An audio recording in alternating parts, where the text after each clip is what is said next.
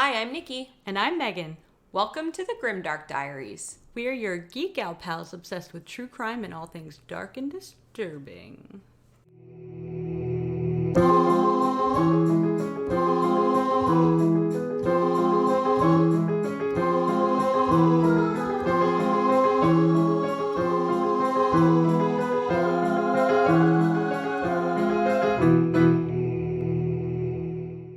Welcome to episode 6, everybody. We're so happy you came to join us.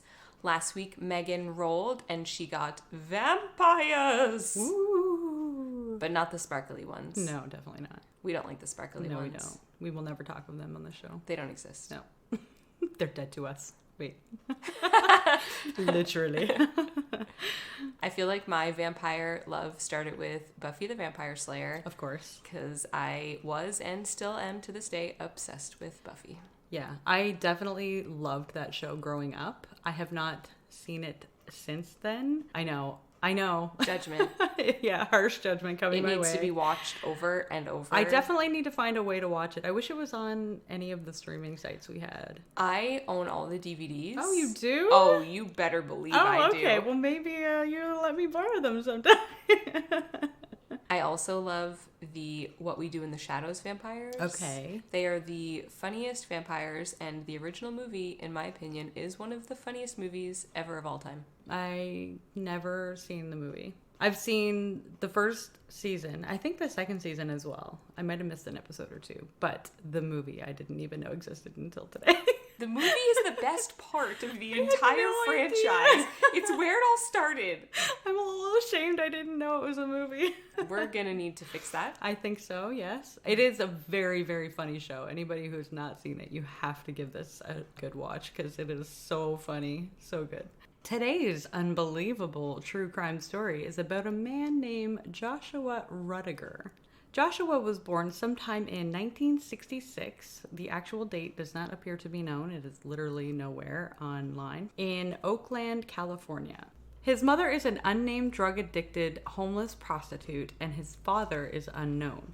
When Joshua was 7 months old, he was found in his mother's apartment, filthy and surrounded by garbage in the bathroom. Oh my goodness. He had been unattended for at least 2 or 3 days at this point.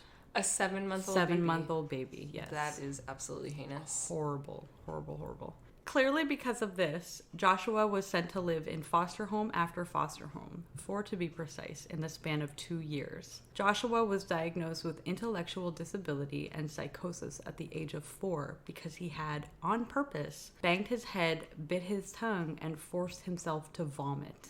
Oh my, at 4? At 4 years old. That poor, well, I'm sure also since his mom was a drug addict. Right. That even from the womb, he did not have a great life. He probably had a bit of a developmental issue. Yeah. Due to all the drugs that she had been taking. Likely didn't stop while she was pregnant. He's losing in both nature and nurture on this one. Exactly, unfortunately. So the doctor who had diagnosed him with psychosis and intellectual disability was Dr. Paul Good, a psychiatrist. Around the same time, Joshua explained to his doctors that he was also a ninja warrior and was living a double life. Oh, me too, brother. Right? When he was 15 years old, Joshua took a samurai sword and tried to commit suicide by stabbing himself. Although I can't seem to find out where on his body he had stabbed himself or how he almost committed suicide, but that is what is written on the record.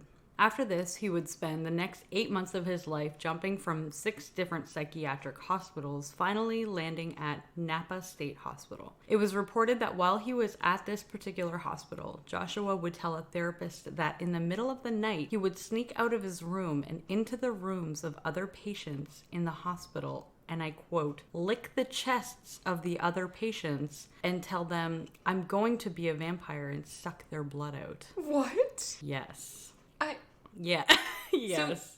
So that's a lot. It is a lot. That's You're a lot right. to take in. I don't know why. Okay, wait. He said he did that. Was he actually doing that? Well, that's the thing. And I think I said that too. Like, we don't have any record of them actually seeing that he did that or any evidence. I feel like somebody would tell somebody. Maybe, I would assume, like, unless they're sleeping or they're conked out. I don't really know. But If someone's licking your chest, you gotta be a pretty deep sleeper. Yeah, I feel like I would notice if somebody was licking my chest in the middle of the night, but I don't know.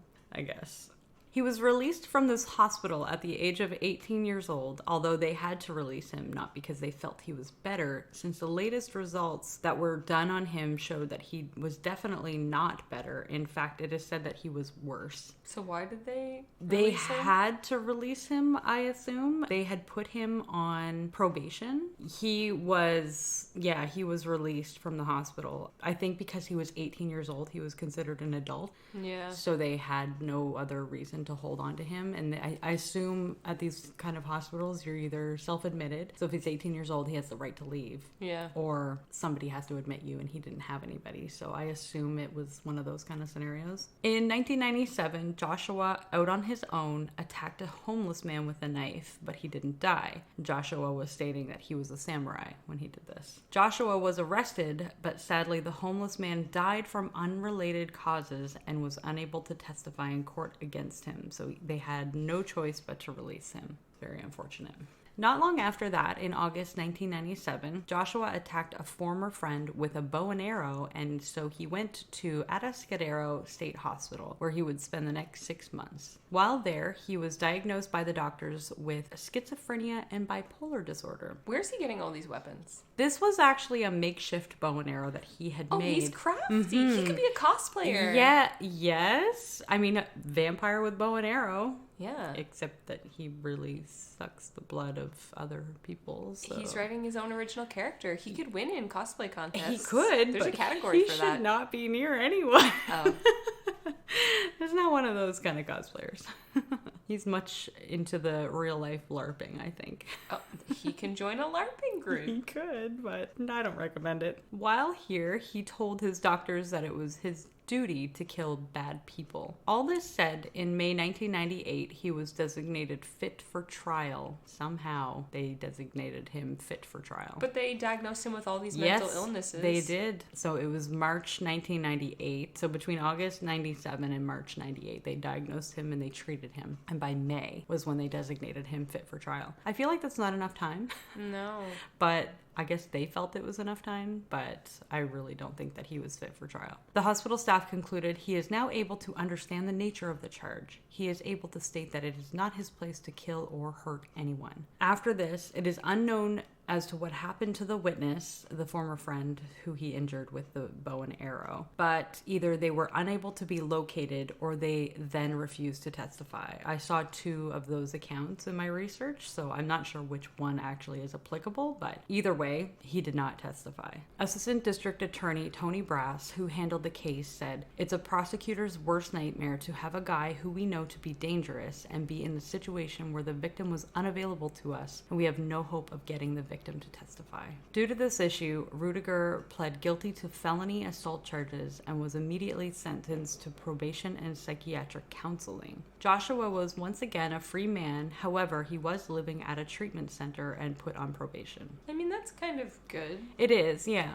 The spokesman for the district attorney's office, John Shanley, said, "This guy is a danger to society and he needs to be locked away for an extremely long period of time." Not long after this release, about 5 months later, Joshua would begin his reign of terror on the streets of San Francisco, Quincy Street in Chinatown to be exact. On October 29, 1998, a 21-year-old Josh Rudiger would see a sleeping woman on the streets. Her name was Shirley Dillahunty, who was 48 years old and usually slept in her customary spot in the Mission District, which was a doorway that was right across from the women's building on 18th Street. Joshua slashed her throat with a knife he pulled out of his clothing, then began to drink her blood. What? Shirley's cause of death was lack of blood in her system. Shirley's life before her death was also a tragic story. George Dillahunty, her brother, said that she was forced to move on from her job as an operator of a successful hair salon on Ocean Avenue in the 1970s and 80s due to a job-related health problem. He believed that her body began deteriorating after a period of time working with hair treatment chemicals from the salon. He said Shirley made good money, but working long hours got to her. She just got tired and she dropped out. Shirley had endured discovered several medical problems of her own, including arthritis. She had also suffered a stroke. This was when she decided to go live on the streets, much to her mother's dismay. On November 12, 1998, Bessie Dillahunty, Shirley's 72-year-old mother, was interviewed by a local media company and told them that when Shirley lost her livelihood, Bessie had pleaded with her not to go live out on the streets and to stay with her at their family home in Oakland. She told Shirley that if she was going to live on the streets, she was going to get killed. Shirley left her mother that day in June, and that was the last time they would ever see each other. Bessie said that she walked with a cane and slept in a doorway.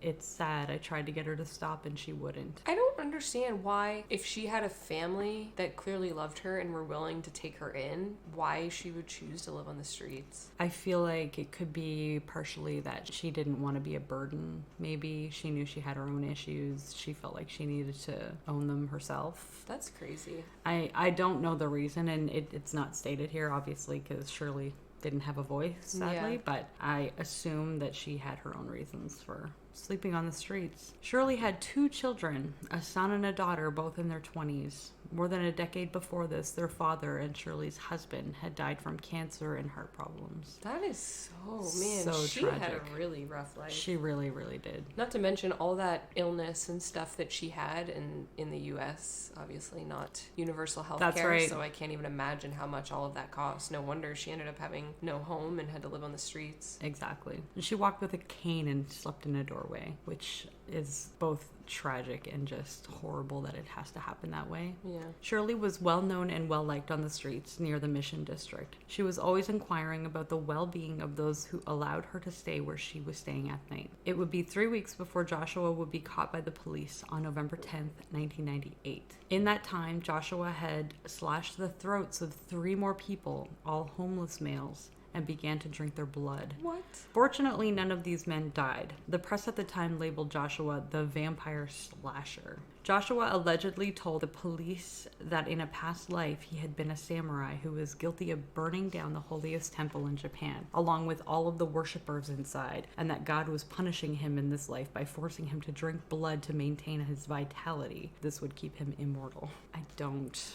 I don't understand that logic, but No. you can't logic things that aren't logical, so you kind of just have to go with it. But Yeah.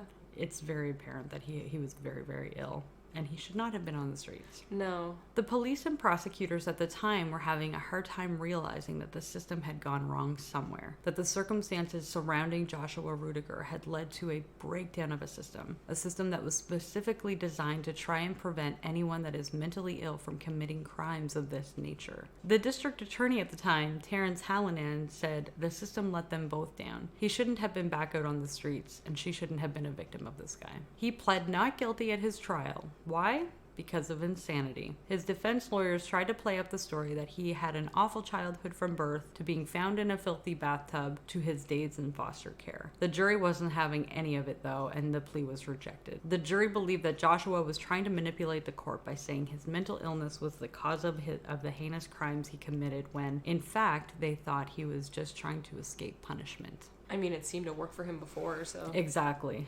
And honestly, who knows? Like, who knows how much of it is real? Yeah. You know what I mean? Like, I feel like there comes a point where it's like there's a very gray, blurry line between what's reality and what's fiction. Joshua's confession to the police had been videotaped. In the tape, Joshua is heard telling the police that he is a 2,000-year-old vampire. He also advised that he left behind his mark, an Asian language believed to be Chinese character that signified death. This had been written in blood on the pavement near Shirley's body and was also a tattoo that he had on his chest. This would be the nail in the coffin, if you will. The cat Vampire coffin. Yeah, that's right. I see what you did there.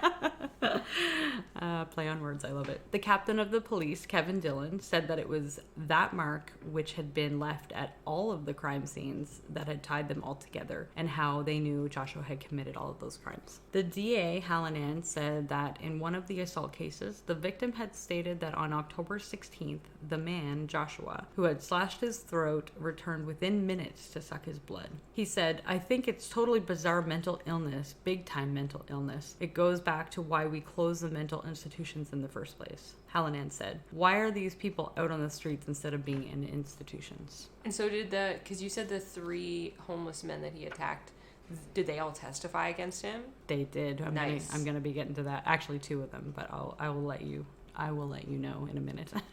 He confessed that he was indeed the vampire slasher. He told the police that Shirley's death had been an accident. He didn't mean to kill her because he was trying to draw a bead to drink her blood. This would be the argument that Joshua's attorney, William Mass, would give at the trial as well to help the insanity plea. Both Joshua and Mass at his trial had denied ever committing the attacks on the 3 homeless men. The assistant district attorney that was handling the case, Braden Woods, had said to the jurors that Rudiger had picked homeless people early in the morning because they were vulnerable and there would be little to no witnesses. He did not, however, offer a motive for the attacks. Yeah, the motive was he needed his immortal life by drinking the blood. He did. He needed his vitality. That was the whole purpose. That was his motive.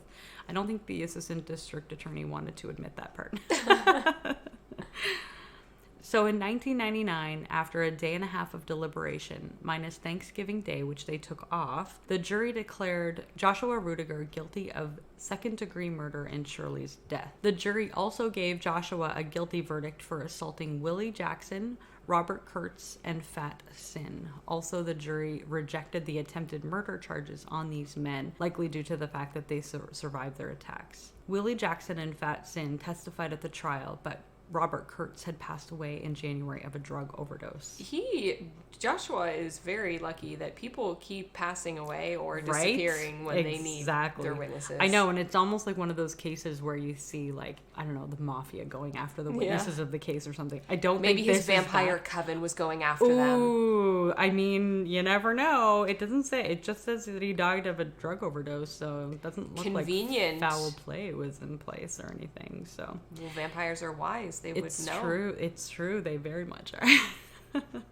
Willie Jackson testified that he lost consciousness after he was attacked and woke up later to find Joshua drinking the blood from his slashed throat. Joshua was found guilty of 2 assault charges in all. Maz, Joshua's attorney, said that Joshua was the victim of an elaborate contrivance by Mike Johnson, a police investigator, who he said used manipulative tactics and lies that pressured Rudiger to confess the crimes that he did not commit. Didn't he draw his symbol at every crime scene that was tattooed on his chest? He sure did. Yep, that is a thing that happened. I'm pretty sure it was drawn in blood as well. And probably the blood of his victims, I would assume.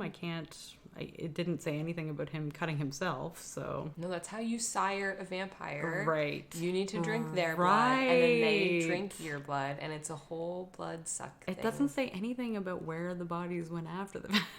I'm just kidding. He also said that the prosecution had tried to make Joshua sound like a true crime mastermind, when in fact he was just a dupe that didn't mean to kill his victim, only injure to drink their blood. That was their words, not mine. That's so much better. Right. The jury did not opt for the first-degree murder charge due to the fact that Joshua had a long history of mental illness. The jury found him legally sane and was sentenced to 23 years in prison. We're going to fast forward a little bit to May 2020. Oh. This was last year. Joshua Rudiger was at it again, this time in prison. At this time, he was 42 years old, and according to the California Department of Corrections and Rehabilitation, he was in the showers at the same time that a 40-year-old man, Aaron Coder, was attacked at California Healthcare Facility in Stockton. Aaron Coder was found unresponsive by prison staff around 4:30 p.m. on Sunday, May 31st. 2020. Sadly, the attempts to revive him were unsuccessful and he succumbed to his injuries, which appeared to resemble being attacked by a weapon. Rudiger was then placed in segregated housing pending an investigation, and Aaron's death is being investigated as a homicide. He had been already serving a life sentence in this prison with the possibility of parole for first-degree murder and assault. The state describes California Healthcare Facility as a place that provides medical and mental health care to inmates who have the most severe and long-term needs, and houses approximately 2,700 people and employs approximately 4,000 people. Oh, wow. That's a pretty big facility. Yeah. Both Rudiger and Coder had been inmates there since 2002. Rudiger was due back in court on August 10th, 2020. Sadly, I am unable to locate any news after that date to determine whether he did in fact go back to court on that date. The latest article online about Joshua Rudiger is July 29th, 29th, 2020. So I don't know if it had something to do with COVID-19, maybe. Well, a lot of stuff in the prison system got delayed because of COVID. Yeah, I suspect that's what happened. So there is nothing online anywhere about any updates on that. So they didn't charge him with the prison guy's murder? He's just a suspect now? It's just being investigated. I think he was charged. He was charged with... But it hasn't gone to trial. It hasn't gone to trial. So he hasn't pled guilty or not guilty yet. Like, he's done nothing. It was supposed to go to court August 10th to, I think he was supposed to go to court to do his plea. Yes. So according to the San Joaquin County District Attorney page, the defendant is charged with murder under the Penal Code 187 with the use of a weapon and a special circumstance for having a prior murder conviction. So he will return to court August 10th, 2020 before the Honorable Ronald Northup, who declined to set bail in this case. That was all part of a quote. His next parole hearing date had been set for April 2021, which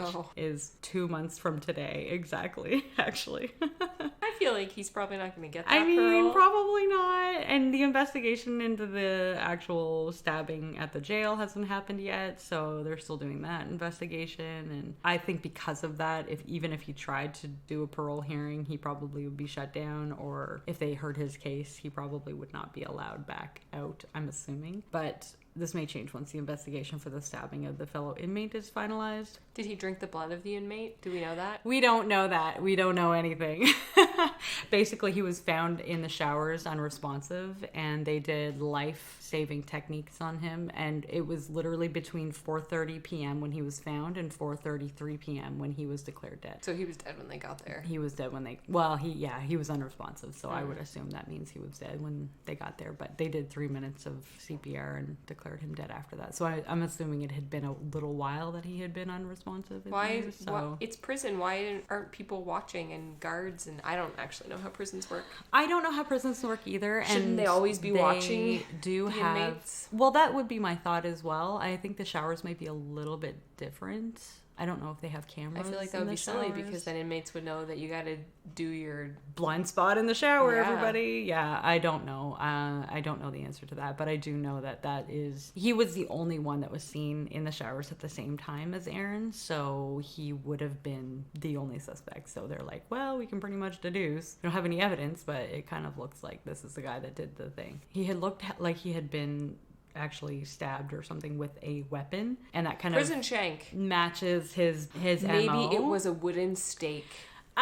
It very well could have been a wooden stake. Maybe this Aaron guy was a rival vampire who ended up in jail, and so he had to stake him to keep his vampire It very throne. well could be the case. I guess we'll hear in the next trial what happens. We'll be sure to update everybody once we hear any updates. I'm going to actually keep a watch out for this because I'm very, very curious what happens with this guy. Because, well, he was sentenced to 23 years in prison. They call it life later on, so he was sentenced to life. I think it's 23 to life. But 23 years will be 2022. So that's literally next year. So his first parole hearing is supposed to be 2 months from now, but I'm assuming things are going to change because of this murder in prison. But yeah, I was really kind of shocked that that's so close. After reading this, I was like, oh God, I didn't even know that this was coming relevant. Up. It is very relevant to today, and yeah, so stay safe, everybody in California. That's terrifying. It is very terrifying. And the street that he had the murder on was Quincy Street. Yeah. And I looked it up online, and it is a tiny street. It's barely like a block and a half. So it comes to like a T intersection, and then it goes through one intersection, and then the very next block is like cut off, so it's like half an alley. So it actually looks very scary. I have a picture of the street that he had happened to slash the throat of Shirley, unfortunately. I can't wait to see what he looks like, because I have a picture in my head, and he has like a long leather trench coat on, and he is very tall and vampire-like. You know, I could picture the trench coat. I don't have any pictures of him like in his day-to-day, because he's been in and out of institutions his whole life, so he doesn't have any like he didn't on have the street pictures. A ball in Facebook posting food pics and vacay snaps snapshots. know, although there are so many people with the same name as him, and I'm like, I am so sorry, because when people are going to look you up, they are finding you, and they're going to associate you with a vampire and killing people, and I apologize to all of the Joshua Rudigers out there that are not vampires. Did it ever say if he got in contact with his mother again? Or that was just... It did not. No, there was almost no backstory to him at all. Like, probably means that he's never had contact. I suspect what happened is he was taken out of his home when he was found unattended for 2 to 3 days. Because it doesn't exactly say, like, he was found unattended and then he was taken away and put in foster care. It doesn't actually say that. It's just like he is in foster care until 15, and then he goes to institutions until he's 18, and yada yada. So, or 15 is when he tried to kill himself with the samurai sword, as one does when you're a ninja warrior. Yeah. So, yeah, unfortunately it doesn't say much about his backstory, and I think because of his mental illness, he doesn't go back in his, like, he doesn't go back. He goes back like 2,000 years. Yeah, go back. I know, like samurai. Literally all he did was go back, but much longer than he was alive. And nothing was ever referenced about his parents ever again in anything that I read. So he was not very, what's the word? I think that he was kind of left in the dust a little bit. His history. Vampire dust. Okay, that wasn't even intentional. I love the unintentional play on words.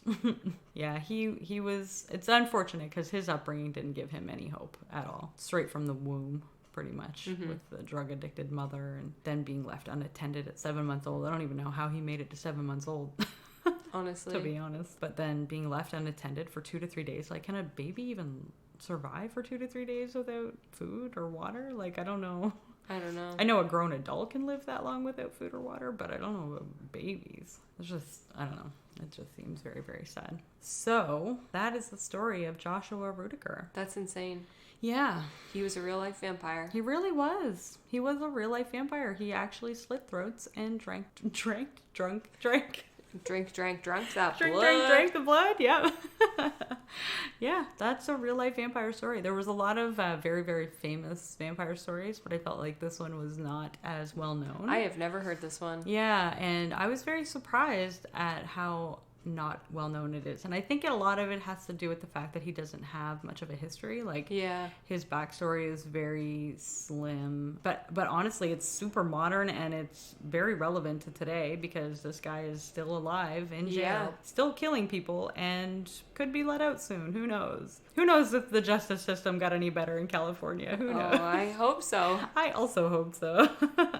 Hopefully they have the institutions back open and they can at least put him somewhere. If he's not going to be in jail, put him somewhere where he can get help. I feel like he needs to be in a mental health institution. I agree. I think he needs help. I feel like the institution that he is in right now is meant for that. Like, yeah. Well, that's good. Yeah, they said that it was for those who that have mental issues and medical issues. So those people who were, creating crimes. Creating crimes? I mean, they were creating problems for themselves by committing crimes. Thank you. And so that's why they're put into that particular institution, because they do get help for those medical issues and the mental issues. So I would assume that he is getting the help he needs, but at the same time, not, because he's still killing people in prison. Some people just can't be rehabilitated, I guess, if they're too far gone. Vampires, am I right? Mm-hmm, indeed. Bat? It's from what we do in the shadows. Oh, okay. Clearly. Oh, yes. Yes, I remember now. It's been a while since I've seen that show.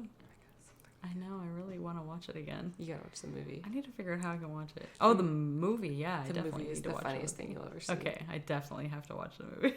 I have to figure out how I can watch it. I just cut my cable, so I do not have a way to watch it unless it's on like a streaming service or something. I'm sure you can find it. Yeah, I'll have to find it. Indeed. One time in junior high, I dressed up as a vampire for a school Halloween costume contest. Oh, really? And I won. Did you really? I totally won. Hey. Yeah, because Was there booty shaking involved?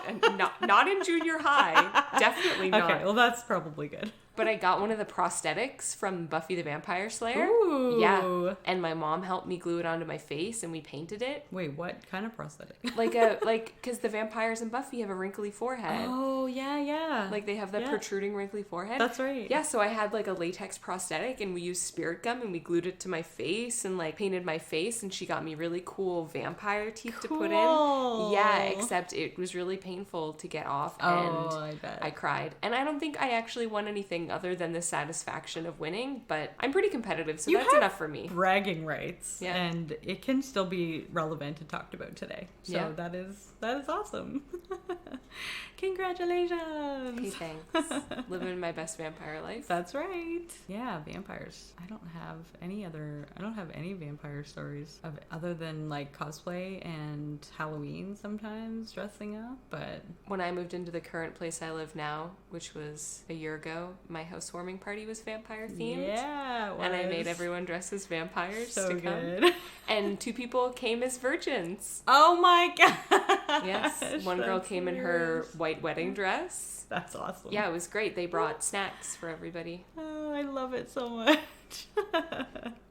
They brought snacks. They were the snacks. That's joke. Right. You got it. Took me half a second, but I got it. That's very cool. Yeah, I love it. Yeah, I like vampires when it comes to like, fiction. Because as opposed to the real ones? Well, the ones that pretend that they're real or think that they're real, causing injuries and slashing throats and those kinds of things. No, we like the fictional ones, the Bram Stoker old school Interview with the Vampire, Buffy the Vampire Slayer, etc., etc. Those vampires. None of the sparkly ones. No sparkly vampires. No, thank you very much. Well, I think it is time for us to roll for our next category. I think so. It is your turn. It is my turn. That is an awful roll, and if we were playing D&D right now, I certainly would have missed, because that is a 2. What goes bump in the night? Ooh, that could be good. Oh, I want to find something particularly creepy for that. Okay. Like Goosebumps style. Like the children's book? Yeah. Or like gives you goosebumps. Oh, it could be either or. I mean, the Goosebumps show as a child and the books gave me goosebumps all the time. Me too. I loved that series. Yes, very creepy. Yay. Yeah. So, if you want to follow us on social media, you can find us at The Grimdark Diaries on Instagram, Facebook, and YouTube, as well as Grimdark Diaries on Twitter. If you want to send us an email, we are at thegrimdarkdiaries@gmail.com. If you enjoyed this episode, please consider subscribing, liking the episode, or giving us a 5-star rating on whatever podcast platform you follow, as it'll help us to get our podcast out there. Join us next week to see what I come up with for What Goes Bump in the Night. And remember, a friend in the dark beats alone in the light.